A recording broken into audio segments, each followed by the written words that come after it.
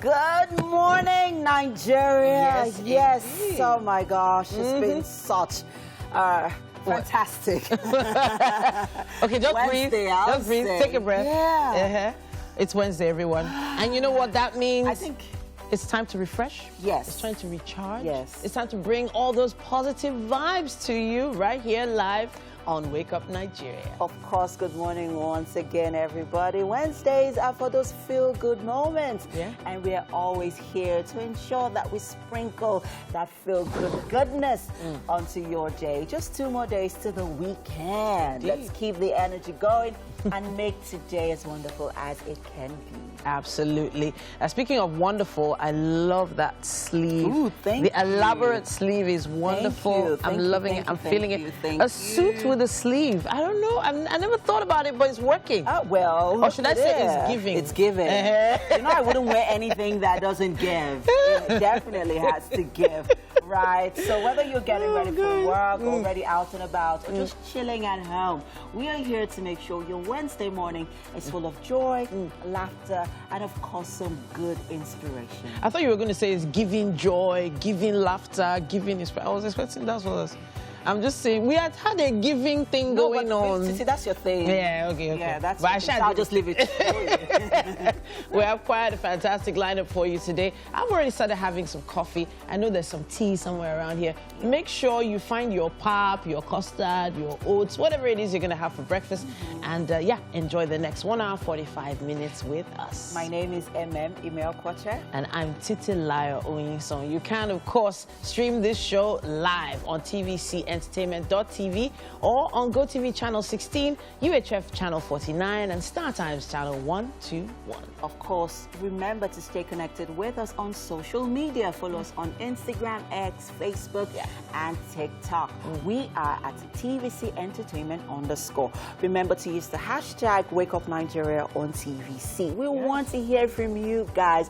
You know what? Even if you don't have anything to say to us, just tell us how we look. Tell us we are giving. We are giving the gift. We are the gifts that keeps on giving. Yes, so... Oh man, when I think of gifts, I start thinking about December. You know, I don't know, for some funny reasons, I am most excited about this particular December. I don't know why, but I guess I'll figure it out later on. But my palm is scratching me. What does that mean? Money! It better be a money December. Let's dive into what we have on the show today, shall we? We'll be having a conversation on nutrition. Ifeoluwa Oyebola is a dietitian and brand manager for Aviland Foods and Supplements. Now, it's a company that produces 100% natural herbal teas, healthy foods, supplements, spices, and seasonings. And on our relationship conversation this morning, Olaiwola Abiola is a certified professional mental health counselor with a specialization in relationship and marriage counseling. He uses his background in counseling and psychology to empower individuals to transform their personal relationship and professional lives. Today, we talk about the impact of infidelity in marriage. Now, one of the ladies who has been known as the Queen of Talk is a quintessential event host, MC, conference and panel moderator, and amazing woman. We're talking about Joyce Daniels. She's one of Africa's foremost sought-after event hosts, hosting over 1,000 high-profile events for companies, institutions, and various events in the sector. We can't wait to have a conversation with her very soon. And for a musical performance this morning, dynamic Afro-pop artist Mosey embodies the heartbeat of modern African sound. And today, he will be serenading us with his beautiful tune. All right, Wake Up Nigeria. We have a Wednesday show, and all the ladies are complete when Winfrey arrives. How you doing? I'm good. What's going on? Yeah? I'm on the verge of snatching something, but I'm good. What, my cup? No. What, you sure? No. My wig? What did I do? No, It's somebody. Not me. you. Just Okay. generally. Just checking. Just in Sometimes I general. just have to check. But I wanted to touch on. Okay, so you guys should ask me where I was yesterday. Oh, God. Where were you yesterday, Titi? So, Wicked human. Where were you yesterday about Yes, Ask I Answer? was at a meet and greet yesterday for AFRIF with John Boyega. oh, so you eventually went? Yeah, I went to. Did you invite him for the show? So, you know, he's been on the show before, and we're hoping that he could come on the show sometime this week. He is flying out soon and has a lot of obligations with AFRIF presently. Yeah. But it was interesting what he was discussing. The industry as a whole, a lot of amazing actors came around. Gideon Okeke, Toby Bakre, and some amazing directors and producers. Jade Oshiberu was there, for instance. Great circle of people having a conversation about the industry and how to move the industry forward. Yeah, of course. I mean, it's Talking AFRIF, about, and I mean, AFRIF John does that Boyega. every single year. Yeah, even talking about John Boyega, I mean, I'm just sort of trying to figure out why I mean, we understand he's here for AFRIF, but then the impact of, you know, some of the Nigerian Hollywood actors and, you know, what they intend to do in sort of, you know, making their mark and leaving their footprints also in the movie industry in Nigeria. But I'm sure we'll have more of that conversation later on. Hello and good morning. It's time for a news update right here on Wake Up Nigeria. My name is Titilayo Oyinson. Thank you for joining us. The Federal High Court sitting in Abuja has terminated the terrorism and treason charges brought against the nationwide protesters by the Inspector General of Police, Justice Obiora Eguatu, struck out the charges upon its withdrawal by the Attorney General of the Federation, Lateef Fagbemi, on behalf of the federal government. Celestina Iria reports. Upon the President's directive, the Attorney General of the Federation, through the Director of Public Prosecution, approached the Federal High Court to exercise Section 174 of the Constitution to take over the case from the Inspector General of Police. President Bola Tinubu had on 14 November ordered the AGF to drop all charges against the nationwide protesters, majority of whom are believed to be minors. The Nigerian police had on 2nd November arraigned 76 minors on charges of terrorism and treason.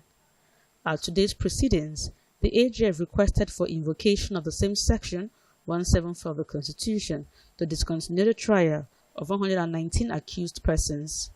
Following no objection to the request from various lawyers representing the accused persons, Justice Eguatu granted the request and struck out the charges.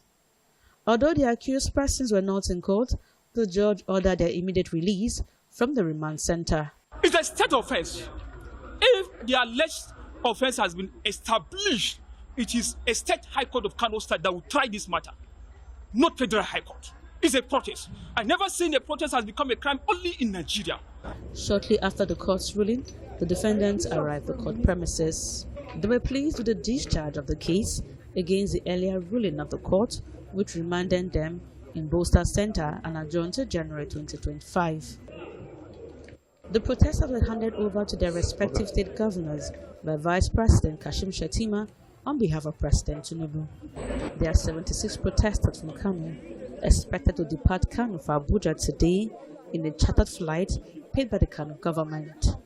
Celestina Iria, TVC News, Abuja. And now outside Nigeria in the USA, voting has ended in the fiercely contested presidential election. Former President Donald Trump, flying the Republican flag, is seeking a return to the White House after an unsuccessful attempt in 2020. The Democratic Party candidate, Vice President Kamala Harris, in this election signifies the possibility of having the first female president in the USA. There will be more updates as the election results unfold. And that's all we can take on news and sports for this hour. There's still so much more coming your way on Wake Up Nigeria. All right, then, it's Wednesday, and as always, we ladies are right here for What's Up and About. Now, what indeed is up and about? In a lot of homes, there has been a system of rationing rationing food at this point. due to how expensive all the ingredients and market produce and groceries have become over time. There were some staples that you just always used to have in your kitchen and you just like, it's always there. Things like milk, things like chocolate beverage, things like sugar, margarine, butter. Those kind of things were always just there. You just know it's a standard. You open either your fridge or your cupboard and at least a small sachet will be there waiting for you. But things seem to have taken a turn. Now we're hearing of families, couples dividing their, what they buy from the market amongst everybody and saying, okay, you know what, this is yours, this is yours, this is yours, this is yours. And also banning and removing some things from their shopping list in entirety. Now, there was a video that we saw online of a particular lady who found her daughter, right? Yeah. Daughter preparing a chocolate beverage in a pot. And apparently she used the whole can. So, The whole kind of what? the whole can of chocolate beverage, the green one. And if you know how much that costs these To make hot chocolate. make hot chocolate. A whole pot How old is of this child? So she didn't look like she was more than She was 10. beyond 10, yeah. 10. Maybe like 8. Yeah, she didn't look like she was more than 10. She obviously couldn't understand the pain of the mother. Who put on the cooker for her? No. Wait. Put on the cooker for who? She was making hot chocolate now. She put it on herself.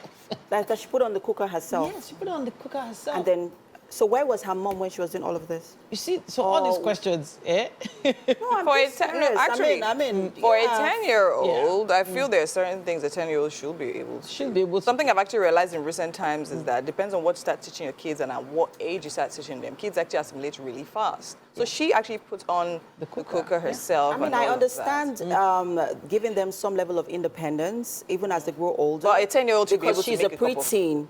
She's a preteen. So if you're giving her a jug filled with hot water to make tea, that's okay. But giving them access to the cooker without an elderly person, an older adult, person, yeah. and adults in that space, sort of I don't- monitoring what she's doing.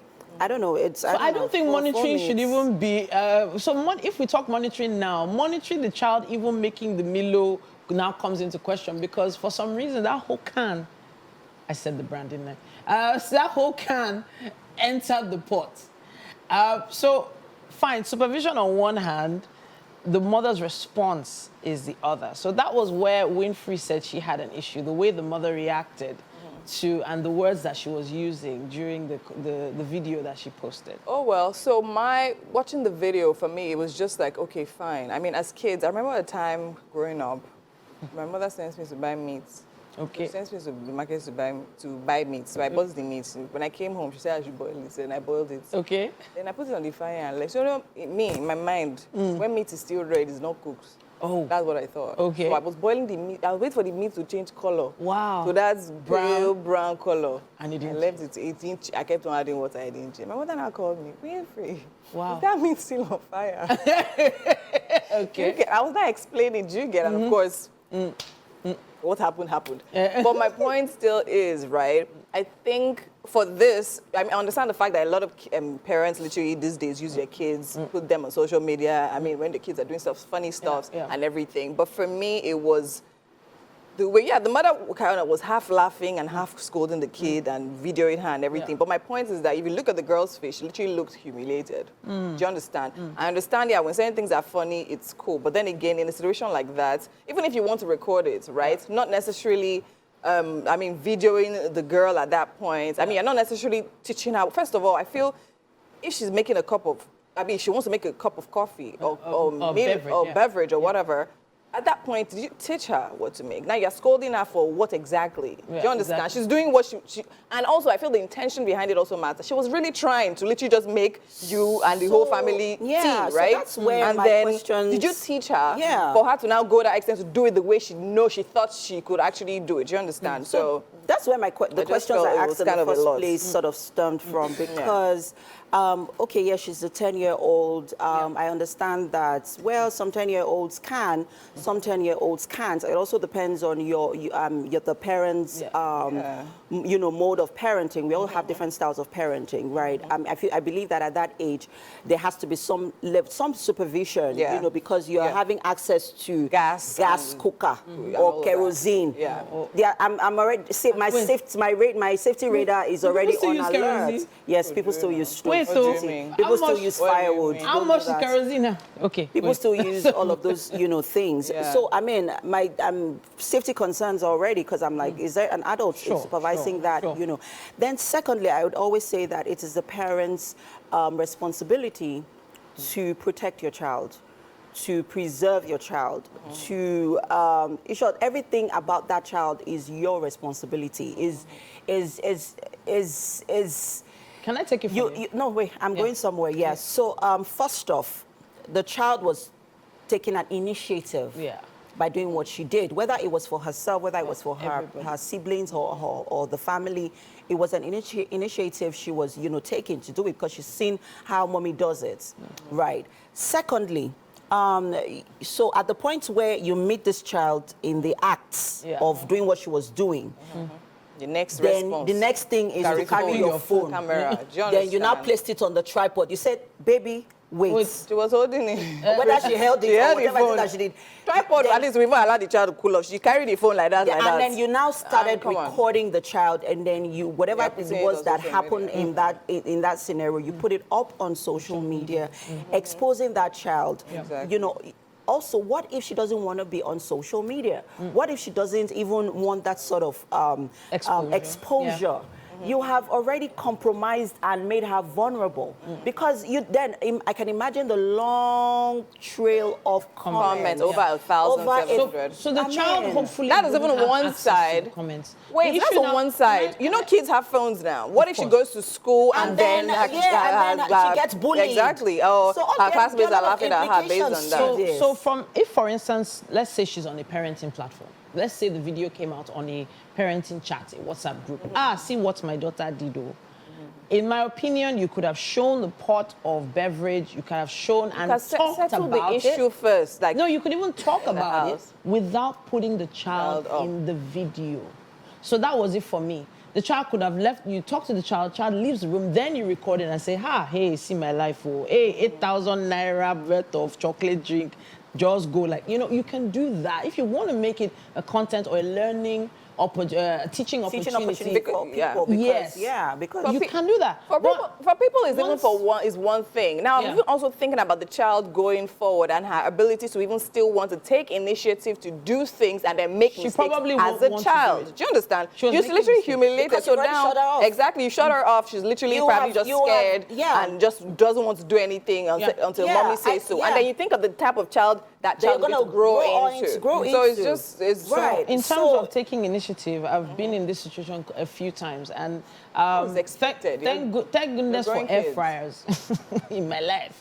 Well, before the tariff got this high, air fryers were the way to go for me. My girls just throw things in the air fryer. I've already sliced the yam. They put it in the air fryer. They press play, and in 5 minutes, it's done. Whatever it was, they were just throwing everything in the air fryer, and it was working for them. Eventually, we advanced to them making their own noodles, making eggs, toast, etc., etc., etc. But the process was a grueling process.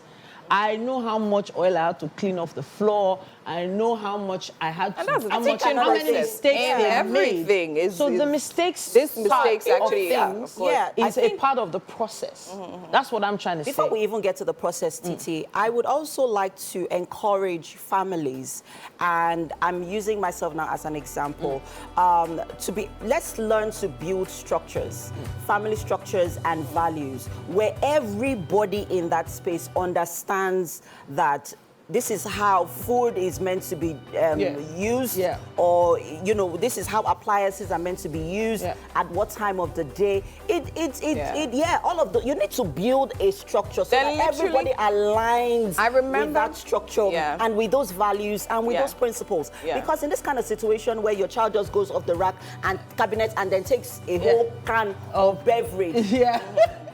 first off, I will beat you because the economy is not spending on anybody first off. I was waiting for that. And I know that. So in a home where there is structure, where you know that mommy and daddy will not allow you to take that when it is not time for lunch or when it's not time for dinner or when it's not time for breakfast, you would know not to touch it. Well, at this point, I know that the families are going to do that divide and conquer kind of thing. And now, I don't think that growing up was Milo not in mommy and daddy's room.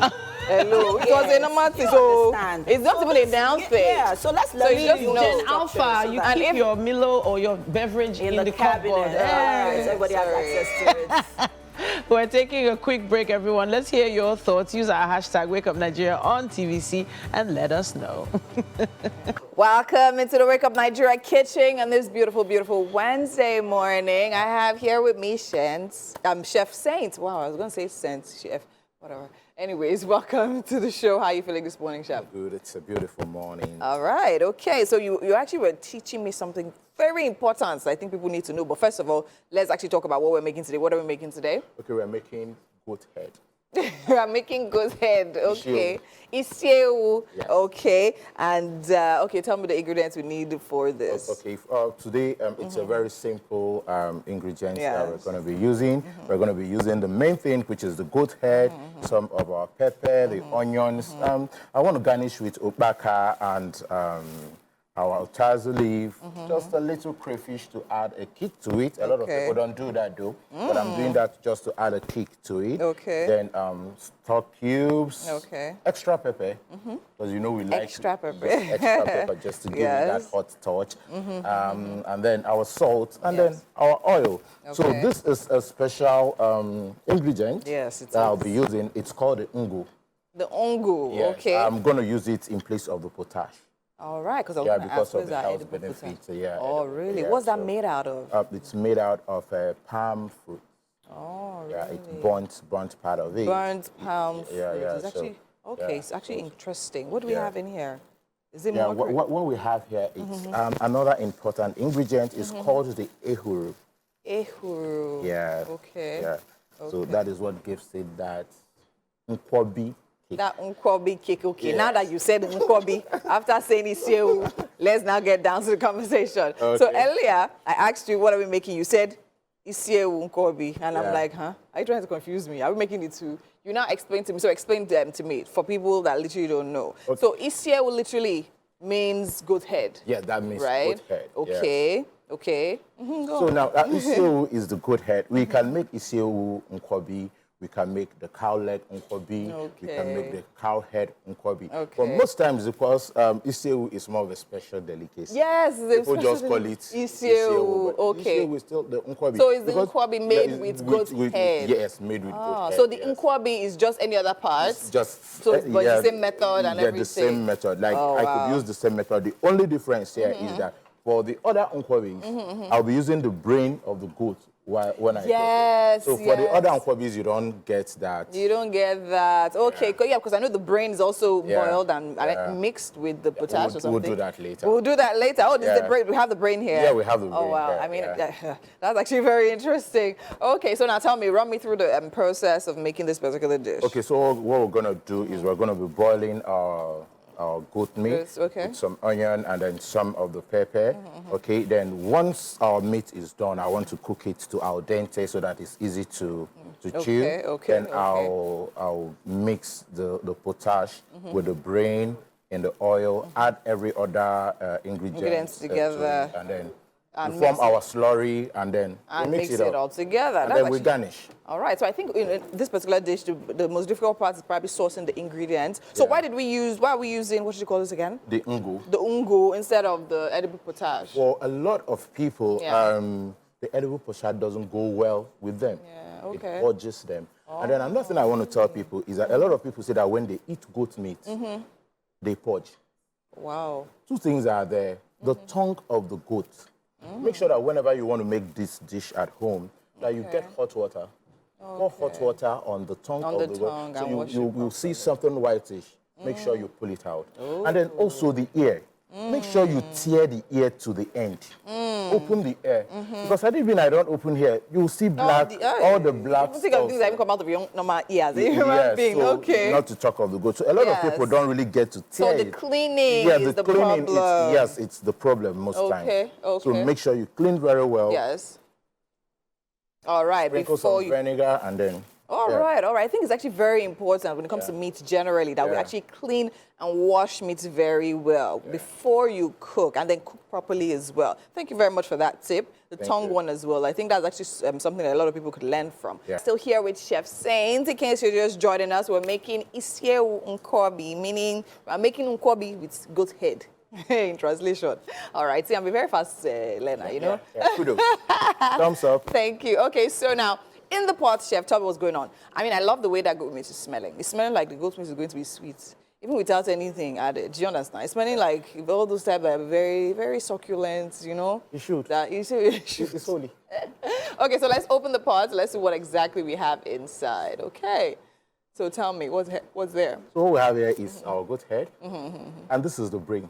That is the brain. Yes. Okay, now that's the important part. Okay, so now the brain is being tied inside a poly bag. Poly bag, okay. Yeah, so it will be intact. Because So if I throw it in, it's going to dissolve and melt, all right? So we need to boil the brain, I mean, in the poly bag, all right. And then did you put any other seasoning in the goat's head? Just the regular, some onion and Seasoning salt, cube, yes, okay. and seasoning And cube. seasoning cube. And a little pepper. And a little pepper, okay. Right, all right. In case you're literally here and you're watching this and you want to try this at home, which I think you totally should. It's actually a very quick dish to make. We have the recipe right there on the screen for you. Goat's head nkwobi. We have goat head, palm oil, crayfish, seasoning cubes, salt, fresh pepper, ehuru, ngwu, ukpaka, onion. Sorry, please, ukpaka onion. This is ukpaka here. Oh, this is ukpaka ukpaka. and onion. But this is not what they call abacha. No, this is not abacha. Hey. Abacha is made. Abi ube. Oh, no. Abacha is made of cassava. Abacha. But this, this is uba. One. Yes. This is uba. Like Yes. I said ube. Can you imagine? Yeah. Ube is pear. Yes. So this is, but then again, we use this in the dish for abacha, right? Yes. Yes. So it's not so far off, you see. Actually, abacha can come in as a side. As a side for this dish, right? Okay. All right. So now I wanted to ask a question. You said, I wanted to ask, what's the English name for, is it uhuru? This is uhuru, right? Ehuru. What's the English? You don't know. All right. Something I like about, making Igbo dishes, people have very specific ingredients that literally cannot be found or used like with any other. I don't think it's just actually Igbo. The Igbo, okay. Like the last time we did an Afrofusion dish and we picked things from places. So it's for me, it's getting... Is the Igbo dish that you go to the market, you see the one they tie inside a leaf, they now use this to tie it like this. It's not looking like... The way we have our Iru. But you will have your own now. You have Ugiri. No, I'm saying that if you can't like find the replica in another for that one in another. So it gives you that distinct taste for the Yubu's dishes, and I love that about it. Like when people do the afang soup and they use those periwinkles that I think they have removed from the shell. I tell them it's no longer afang soup. It's not like come in the shell. You can suck it out. Yeah. All right. I feel Acquire Bomb as well, and they also have the specific spices and seasonings specific for their dish. Amazing. All right, amazing. So we're going to leave you to actually do this, right? We're going to head over to MM again for another interesting conversation. Speaking of nutrition, we have on the couch Ifeoluwa Oyebola. She's a dietitian and the brand manager of Avilan Foods and Supplements Division, a company that produces 100% natural herbal teas, healthy foods, supplements, spices, and seasonings. Talking about spices and seasoning, remember they mentioned quite a couple that you're using right there in the kitchen for our isiewu. But hey, Ife, you're welcome to the show. Yeah, thank you so much. And this morning, we will be discussing mindful eating for your emotional well-being. On that note, I would like to take a deep breath. I also joined you. Thank you so much. Thank you. Yeah, Because thank mindfulness requires, being in a mindful state, in a calm state of mind. Yeah. And to do that, you have to take a few deep breaths to get into that, mood. And so now when you say mindful eating, do you have to do that before you eat? Just no. kidding. But really, do you have to do that? It's actually important if one can do that. It's Okay. something that it just helps to, because when you take a deep breath, it brings you to yourself. Yeah. So, and you now resuming to your food, it makes you also pay attention. Okay, so talk to us what mindful eating is. Okay, yeah. So mindful eating, will I say in a simple term, I would say mindful eating is eating with intention and attention. Okay. Yeah, so you being present with your meal. Sometimes our mind gets to be somewhere else, and eating, you just, I finished the food. You didn't Yeah. even know. So mindful eating just makes you present with your food. What does that do for now, I'm not just, before we go into the emotional, state of mind, let's sort of talk about the physical and health impact it has on us while eating, because I know, there's the nutrition aspect of it, Yes. and then there is the, the food, the role that the food plays, in how, not just in us, with us, in our environment as well. So let's talk about, the impact this has on our physical and our health being. Okay, so I would say, like I mentioned, eating with intention and attention. Right. So number one, it makes your mind relaxed. It makes if there was emotions that were not so good before, Okay. when you eat with intention and attention, it just brings an aura of relaxation. Your mood comes to a calm, right? Okay. And it also helps even our digestive system. Okay. Because when your mood is okay, your body, your system also comes to good term, and also helps to digest the food as it should. Okay, great. Now let's talk about some of this food. Are there certain kind of foods that put us in an emotional, that sort of reigns into our emotional state of mind? Yes, there are. Okay. So, we have our omega-3 fatty acid foods, Which are? having like the seeds, flaxseed, chia seed, nuts. Fish? Yes, fish. Yeah, that's a readily available one. Yeah. And we also have some herbs and spices. Okay. Like we produce, like we do. We have the relaxing tea, the chamomile tea. Okay. Yes. Chamomile tea relaxes you. Yes, yes. Okay. So the seeds, black seeds, and black seed tea.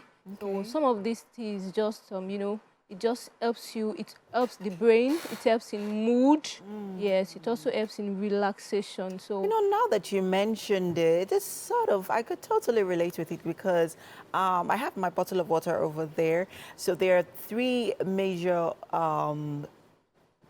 ingredients that are always in my bottle of water. Oh, wow. So I have my lemon, oh cucumbers, and chia seeds. oh really? That's, Yes. Okay, that's yes. awesome. And I would always refill it. So if it goes empty, I would refill it. Yeah. And sometimes when I'm feeling hungry, I would just, sort of take in the cucumbers as well, to sort of also suppress, the hunger. It actually also helps to give me some boost of energy, right? So now that you mentioned how relaxing chia seeds can be, I would double my intake of And I know chia you've been seeds. getting good portion of the benefits, right? Yes, Food. yes, I have, and I've also come to realize that it has a good, it has a role it plays on your skin, and your general Yes, health. well-being. So now let's talk about other food. Now that you've mentioned the omega-3 fatty foods, what other classes of food play a role in our, mindfulness? Yeah. Okay, so like I mentioned, that after the omega-3 fatty acid, we also talked about the herbs and spices. Yes. Yeah, the herbs. What kind of Yeah, herbs? so like I mentioned, chamomile is a Is a herb, Yes. true. So we also have. But then when you say chamomile, because chamomile it's not a it's not an easily accessible plant? Okay, though it's actually accessible more in this part of the world as teas. Exactly. Right? Yeah. So, like we do in Avilan Foods and Supplements, we make it into teas, and it's all like 100%. So make into tea bags. Just drop it in the cup with your warm water. So when is the best time to take your chamomile tea? Yeah, Because I feel like it's one of those teas that are easily just relegated. Just a bit, what role does it play? Because we don't know the benefits, yes, right? yes, So talk to us about some of these benefits. So like you mentioned, the timing, morning is a good time. Okay. And maybe midday, maybe while walking, or like you mentioned that you keep yours in your bottle of water. Yes, bottle of water, and so one can keep in a bottle of water. You just sip as time goes on, and in the morning and all. Then the health benefit is that like it helps in majorly. It suits your nervous system. Then it also calms. It gives a relaxation. It helps the mood. Yeah, so I feel like it also plays the same role as mint tea, like when you're putting mint. Mint, yes. Because I also put fresh mint in my Yes, tea. yes, You know, sometimes I take it at night. You know, so it just calms me with peppermint tea as well. Okay, okay. You know, I was going to touch on something really quickly. In the mornings, right? A lot of people want to get into that mindful state of mind. What would you recommend as a go-to that would put us in that state? Yeah, so like putting seeds like the flax. No, I'm not just talking about season. I'm talking about our diets. Diet. In terms of what would you recommend that we take in the morning to just put us in a present state of mind? Yeah, so having food that's fiber rich. Fiber. Actually, this fiber rich food, it does a lot of good, right? So just quickly mention a like few. oats. Oats, okay. Like beans. Yeah, beans. Yeah. Though it may be heavy for some people. Yeah, but just like maybe a little bit of it. Yes. Okay. A little bit Any of other Then fiber? we can have even rice now. Putting vegetables alongside. Okay, alongside it. So, yeah. Thank you so much, Ife. This has been quite an insightful conversation around mindful eating. Whoever thought that you could have mindful eating? So when you eat, you take deep breaths before you take in that food, just as we are going to do to that Isiewu later on. But thank you so much. It was a pleasure having you here. And we'll go on a quick break, guys. The show continues shortly. It's the top of the hour. We need you to stay with us. We'll be right back. Hello and welcome back. It's time for the second hour of Wake Up Nigeria to begin right now. Yes, it's still Wednesday, people. Just in case you forgot, we are reminding you. Remember how the week goes by and then you're like, what the other week is it again? Well, it's Wednesday. Of course, we're bringing you all the good vibes. So make sure you have a fantastic midweek day. Fantastic midweek with a fantastic midweek vibe. Yes. Now, Wednesdays are a reminder that you're halfway through the week, just about a hop, skip, and jump to the weekend. But if you're just joining us, welcome. Hopefully you have made a nice warm beverage to get you started. We talked about beverages earlier on today. Yes, we did. Please, and I'm rushing over to the store to get me some chamomile tea. Right, because mindfulness has become, you know, I mean, we shouldn't underestimate the importance and the essence of being in that mindful state, that present state of mind, or because you're easily riled up with so many things happening in our surroundings. Especially road rage. Right, especially road rage, right. There's some people that shouldn't go behind the wheel. I'm joking. I feel called out. I'm joking. On national television. Thank you very much, Titi. I'm not any better. While she's reeling or reveling in her pettiness, wow. I move over to the kitchen where our Isiewu hopefully puts us in some mindful eating this morning. It's at least the goat mind that we're eating. Oh, nice. All right. So our chef is literally sieving the potash. No, it's not potash. Ungo in case of the potash. So you were telling me about how this literally has what? 90% sand content. Yeah. So when you're using, I know potash also is kind of similar as well, because you have to drain it out and everything. So you've done the first one, right? And see, just look at how much sand we have in there. Wow. So you're going to do that again for here. Okay, so you want to turn till it's clear. Okay, so you want to turn. Okay, so pour that out so to actually see one more. So we have it here, our ungu here. mixed with water. So we're allowing the ungu to settle. Because what we really need is the water, all right? Okay. Okay, so chef is going to keep on draining and draining and straining and draining. Yeah, so he's doing that again for the second time. And just keep on doing that until the sand content is reduced and you have only clear water. All right, over to you guys. You know, that's the most complicated part of making isiewu, actually. Wow. The part where you need to drain off the potash from the, it can, because you don't want to be careful. You don't want the, particles of the potash into your meat. It ruins it completely. So you need to do it very, very carefully. Interesting. Well, yeah, today's lineup, everyone. Of course. We're here keeping you inspired and informed, and we're going to start with relationships. Now, our relationship topic today is a delicate one. What is it? The impact of infidelity in marriage. Right. So there are different types of infidelity, apparently. But which one is more important than the other? That's a question. Well, Olaiwola Abiola, a.k.a. Love Boulevard, is a certified professional mental health counselor.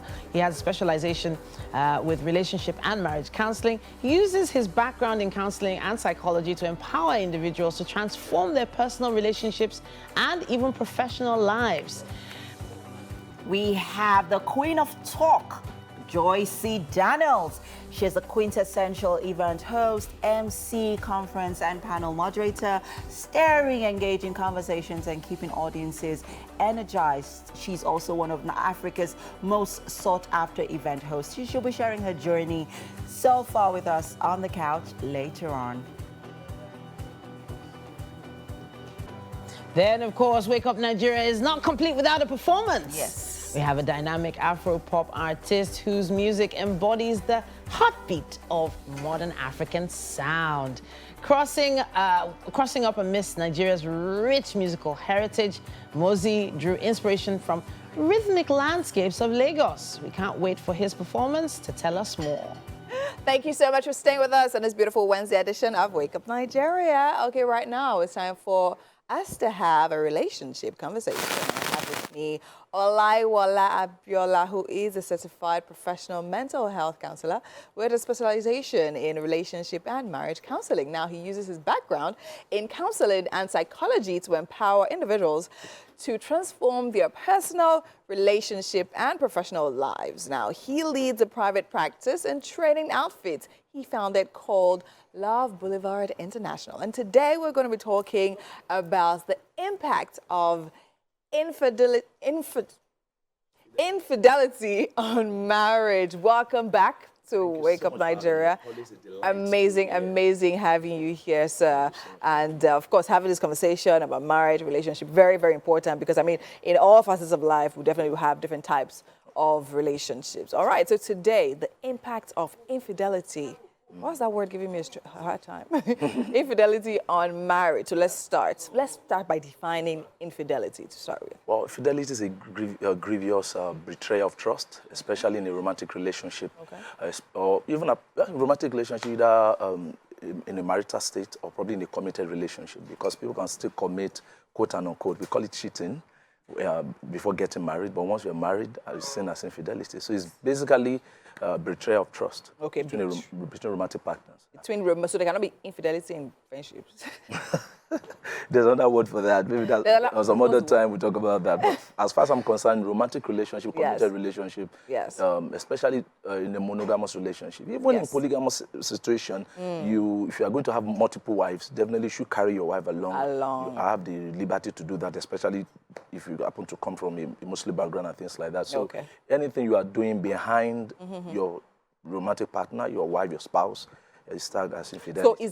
So the focus is now behind, right? You're doing something without the consent. Without the consent of your partner with another person. All right, amazing. So now let's talk about the impacts directly. I mean, we have several issues, several situations here in Nigeria. And of course, different people on different parts. I remember having a conversation with someone talking about how, what's the deal breaker? I know the deal breaker conversation. So yeah, when they cheat, they leave. Someone was actually talking to me about how she was sitting in on the conversation, and then someone literally says, to her at this point in her life and career and marriage, like infidelity is not a deal breaker for her anymore. Do you understand? So now let's talk about that impact. So now when you talk about impact, what do you mean and what angle are you coming from? I'm looking at the impact in this sense, because it's going to cause a lot of emotional effect, it's going to cause psychological effect, both on the perpetrator and the betrayed person. So if you're looking at the impact it cut across, number one, it's going to cause a kind of grief.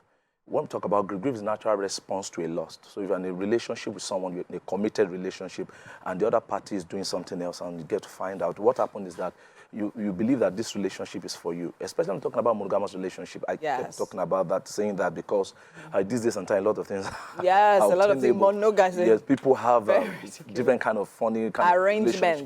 So but you have in a committed monogamous relationship, you're expected. There's what we call exclusivity in relationship. Okay. The exclusivity simply means I'm yours, you are mine. And what it means is that I'm exclusively yours, you're exclusively mine. So what it means is that if you are doing anything romantically romantically with somebody else, then that's an issue. It's going to cause grief. And when there's grief, there's going to be like a shock, a denial, depression, and also it can so now talking about this mental health. Yeah, so issues. grief now is talking about the emotional impact on the other part. Party. Yeah, so you're talking about also the psychological issues. Yes. People can have mental breakdown. I've seen people that collapse just finding out their spouse was having a sexual relationship with somebody else, and they just collapse. And some people, they don't get to recover socially as well, because people have known you to be Mrs. So-so-so, and suddenly you are no longer Mrs. So-so-so or something, because it can also lead to the total separation or divorce. The relationship can come to an end. And when that happens, it impacts the children, impacts the society, impacts the family as well, family and friends. So if you look at it, the impact of infidelity is very, very, very, very, I'm looking for the right word now, it's very deep, because it cuts across every facet of that relationship, psychologically, emotionally, financially as well. It can also affect you financially, because if the relationship eventually gets to lead to divorce, you have to probably part with your properties and things like that. So it's an all-encompassing thing, emotionally, mentally, and even spiritually as well. Even spiritually as well, very true. Okay, so now I was literally going over something. So I mean, you've spoken about this and everything. So would you say, now the question, it's compulsory that there's any impact? The reason I'm asking this is because, I mean, I was literally going over social media, and literally I saw a quote. So Peter Obi was quoted to have said that if his wife cheats on him, that's her business. Right? So would you say that it's possible now to literally be in a committed monogamous relationship and have the one party cheat, and then the other party not necessarily be impacted by it? See, we need to be true to ourselves.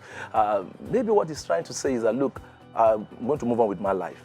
But that does not mean something has not happened. Okay. Because whether you like it or not, for example, somebody of that status and such a things break out in the social media. Look at what is going on in Equatorial Guinea. You want to tell me the wife will say nothing that I'll just move on with my life? No. Because whether you like it or not, everywhere you go, it follows. There's this stigma that follows infidelity, especially in this part of the world. It's everywhere.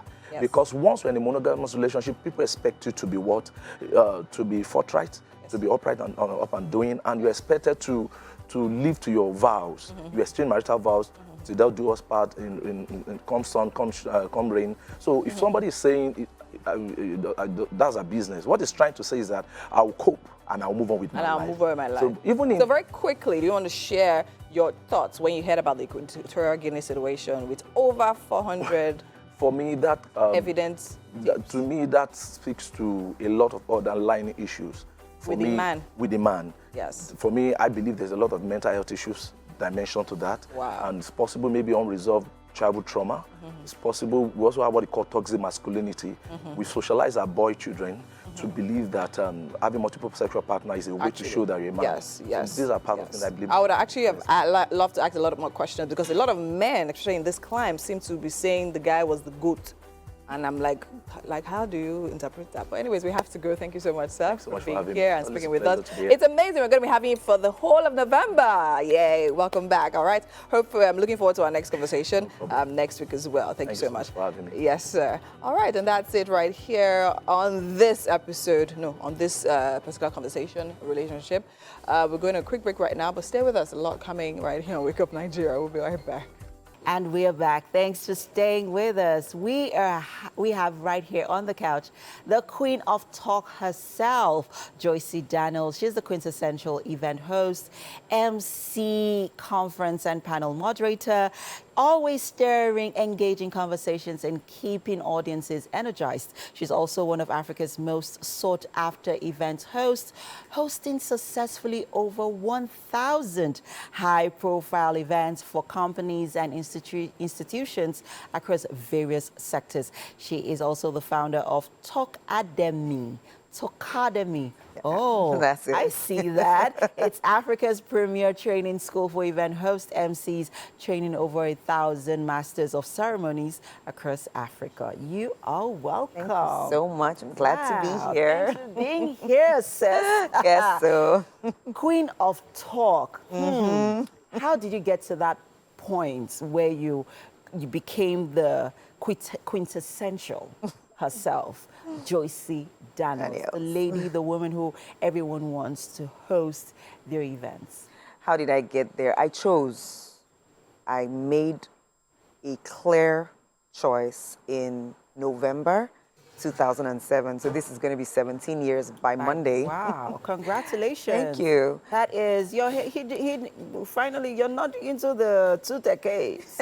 Almost, In another yes. 3 years. In another 3 years, it'll be 20. It'll be 20. Ooh. So it was not a side hustle, not a side gig. Wow. It was a full-time job, full-time career, full-time profession. So I always say this to younger people who want to do what I do and are trying to do it as a side gig. You will be successful, but not as successful as me, because this is my full-time job. And anything you do full-time, you put your heart into you put it. all your heart and almost all your eggs in there. True. You tend to do better because, I mean, it's all the time and investment, not just time, but energy, resources, learning, trading, skilling up. So because I made it my full-time job, I got more mileage because I'm constantly improving my skill, marketing, selling my services to the right clients. I have the time for it. I'm focused We will on get it. into the marketing aspect of it, because the MC industry, I would say, seems to be an industry based off recommendations. Yes. Now we'll get to the marketing aspect of it, but let's sort of piggyback on your history, where you're coming from. You have a science background. Yes. Anyone would, I mean, I was going through your, I'm like, she actually has a degree in anatomy. That's it. That was one course that scared me. It choked me because I did medicine for a couple of years. So that's one of the, it's a life-threatening course for a lot of medical students. Upper and lower. I mean, how do you get a degree in that? Field, that course, and then you leave that all behind, and then you go into something that you love to do. I mean, how did you get to that point, that life-changing moment and decision in your life? Well, not too difficult, I would say, but I once again had to make a choice. Vocation over knowledge, or vocation over passion. what had been learned. Okay. Vocation meaning what I do passionately, even without learning too much. What I do with my hands, my voice, my body, vocation. Okay. But academic knowledge, some of us got into school because it was a box to tick. You had to go to school, and you were, well, we were influenced of sorts to say, oh, science students, we're the intelligent ones. So we were all inching towards science courses, which is what happened to me and many people. But you know, whilst I was in school, there was a day I went by the Crab where theater arts students performed. And I was like, this is where I'm supposed to be. Here or in the communications space, because I was seeing people in linguistics and communications. I was like, what? There was such? They only told us there was medicine and surgery. Yeah. But I didn't have the courage To make that decision to then. switch, because I made the inquiries and I was told I would lose a year. I mean, now in hindsight, like, what's a year? But at that time in school, I didn't have the courage to lose a year in school. No, I would graduate, which is what I did. I got a job after NYSC, but I knew I wasn't feeling myself. I wasn't fulfilled. I wasn't complete. I will say, and I put up a video on Instagram today talking about the first time I was on stage, I was 10. The first time I emceed an event, I was 10. It was the First Ladies Children's Concert in Abuja by Mariam Babangida, 1992. Whoa. Whoa. I went there to dance, but the first lady at the event, on event day, said, why don't we have children MCs? Why do we have adult MCs here? And so Anton Kem of Tales by Moonlight of that day came into the hall where we were preparing to rehearse and said, Olu, Joyce, come here. I have the perfect 2 children who will do it. Would you like to be MCs? I was like, yes, I would love to. So background, I'd been on stage for 15 years as a joke. Whoa. From 10, when I got back, people had seen me on NTA and all of that. So it was church calling me to do events. It was friends in school events, miss this, miss that in school. I would be the MC. I was MC at all the NYSC events we had when I served in Maiduguri. So I had some background, but I didn't look to it at that time as a career choice until that 2007, where I quit my job because I was restless.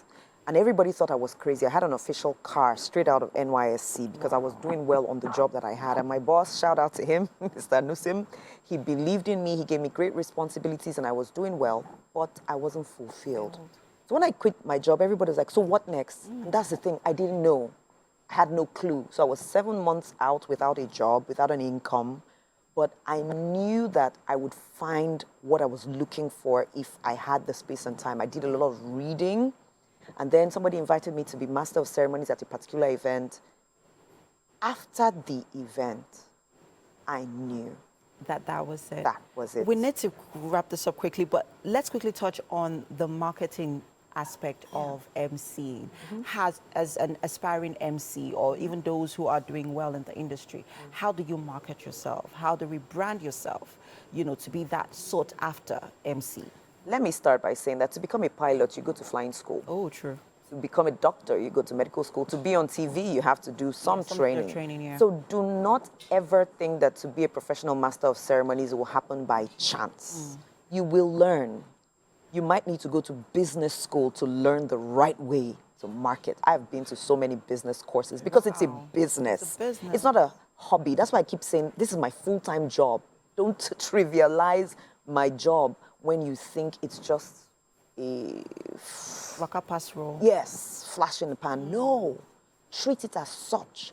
If you were going to sell houses or anything else, how would you treat it? Sure. That's the same way you treat the commodity of your voice. Right. So marketing, referrals, yes, but you learn how to market. You learn how to you learn to go through the process of studying what kind of brand you want and the elements that make up the brand and all the teeny-weeny details so that you can have your media kits, you can have your profiles, you send them into organizations where people And I know that's what Talk Academy does. That's what we do at Talk Academy. So, I mean, now you've sort of, you have kind of geared our minds into another direction, for a lot of people watching right now who have, passion for MCing, who are already doing it, public speaking, and amazing. It was such a pleasure having you right here. Pleasure being here. Thank you. It was, we learned such a lot, such a tidbit of time. We learned such a lot. Thank you so much. ma'am. Thank you, Joycey. Welcome back. Now, the Future Awards is back yet again for the 18th edition.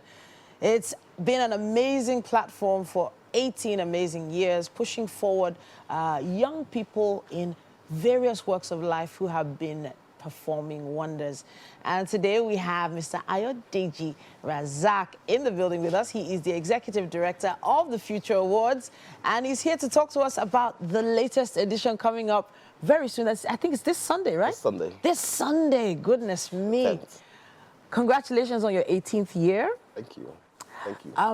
Now, 18 years down the line, the mission, the vision of the Future Awards, has it changed that much from when it began? No, I mean, at the end of the day, first and foremost, I have to say I'm excited to be here. Oh, you're welcome. TVC feels like home for us. More importantly, at the end of the year, over the years, the Future Awards has had one goal, which is how do we recognize, identify, and, spotlight young people who are doing amazing in Nigeria, in Africa. And it's been the same goal all year. I mean, I think that the biggest challenge we've even had is less that we have stayed consistent, it's more that people want us to change. And we're like, no. Okay. The goal is the same. We want to identify young people. Some people have asked us to expand it, include more people. I'm like, no. Okay. It's for 18 to 33. That's 18 to 33. Yes. All right. So now this sector sector of society, the young people, over the past 18 years, the team that started the Future Awards were young people then, and now have, of course, I think handed over to another set of young people to work on it and run the platform. But have the structures changed? For instance, the type of awards that were being given in the beginning, are they the same awards that are being given out now? What's changed? So we've evolved some of our categories. Okay. We've brought in categories that are more relevant to the young people now, because at the end of the day, you have to think in terms of what are young people doing now. Exactly.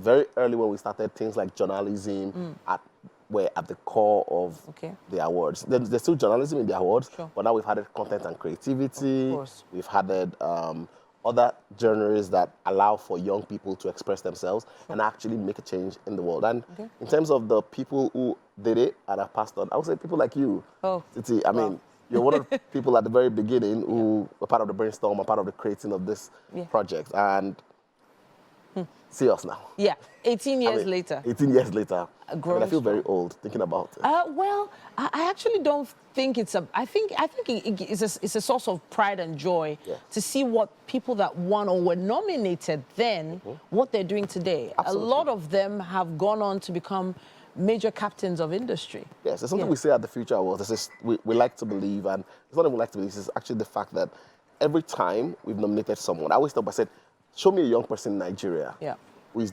doing amazing in Nigeria and Africa. And I'll tell you someone, and I'll show me that as a Future Awards nominee. Yeah. Either past or soon to be. And more often than not, it's always past. We always find them early. I was with Fola David last week when he opened his studio, his Art Academy. And he was telling me about how he was nominated for Future Awards 7 years ago. Wow.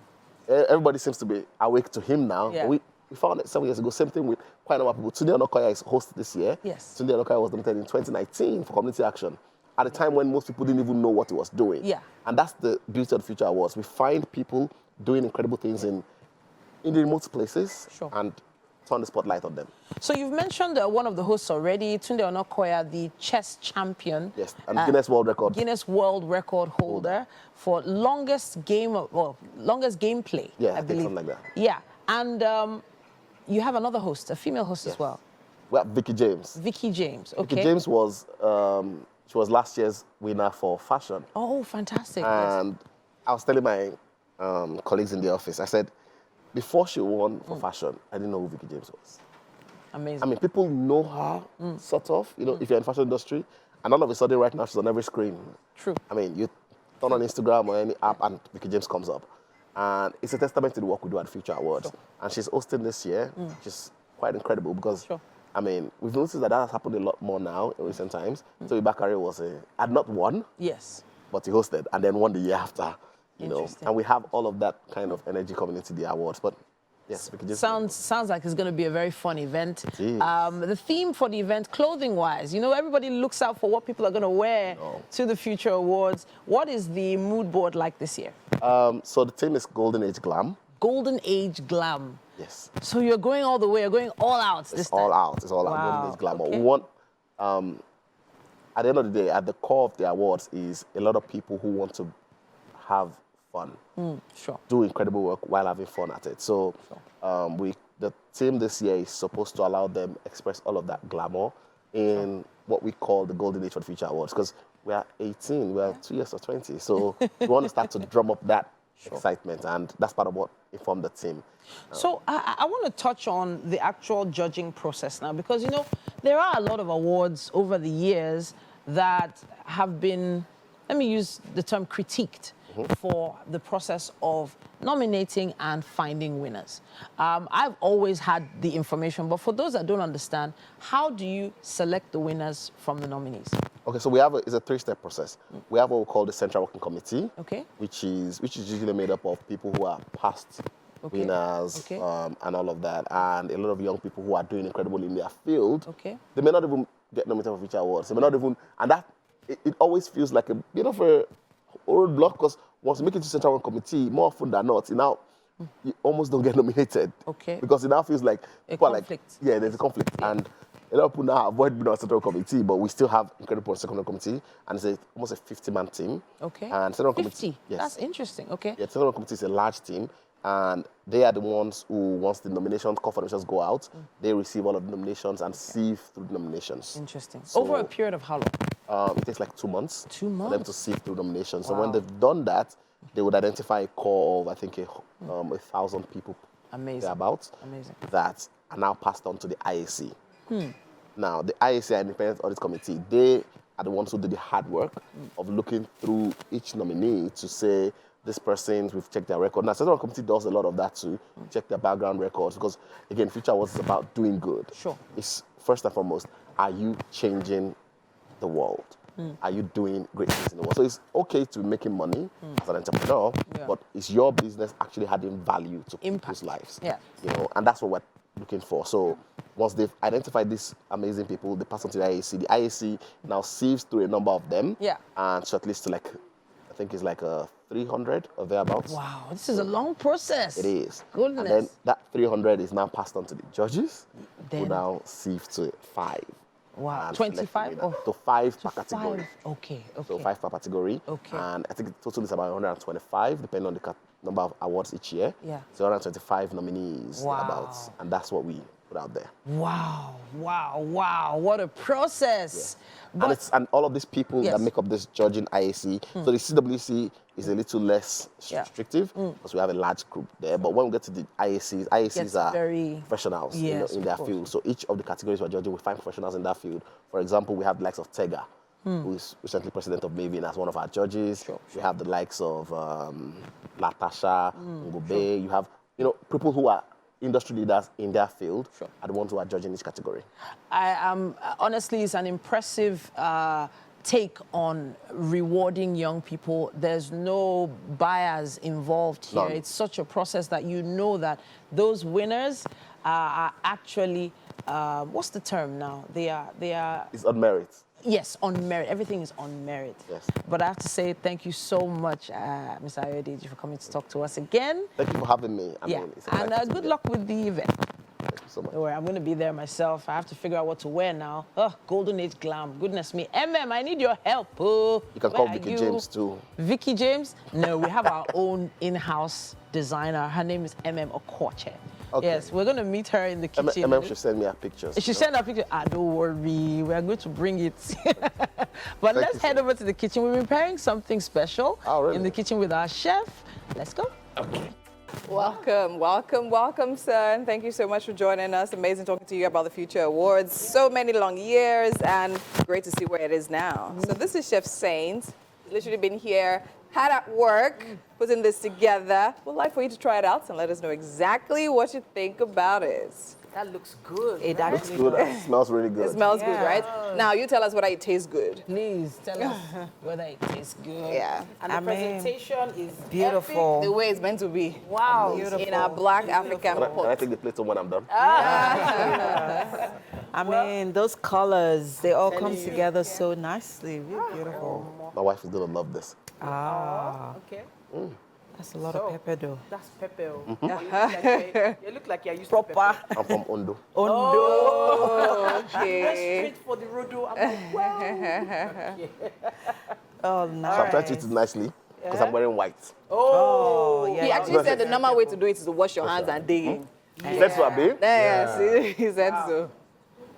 Okay, that looks good. It's good. It hits. Odu. He obviously cannot speak right now. You're focused on chewing. Has But to. it has been a wonderful Wednesday It right here in the has. Wake Up Nigeria neighborhood. Yes, of It has. course. And tomorrow is Artsy Thursday. So make sure you do join us. We'll be here, same time, same station. We'll see you. Have a great day. Bye.